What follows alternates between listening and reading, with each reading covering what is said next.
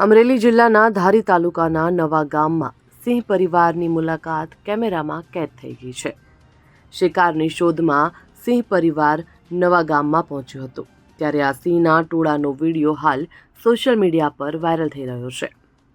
One વિભાગની સતત દેખરેખ હેઠળ સિંહની સંખ્યામાં નોંધપાત્ર વધારો જોવા મળી રહ્યો છે. પ્રકૃતિના પડકાર વચ્ચે માનવ અને સિંહ એકબીજાની નજીક જોવા મળી રહ્યા છે.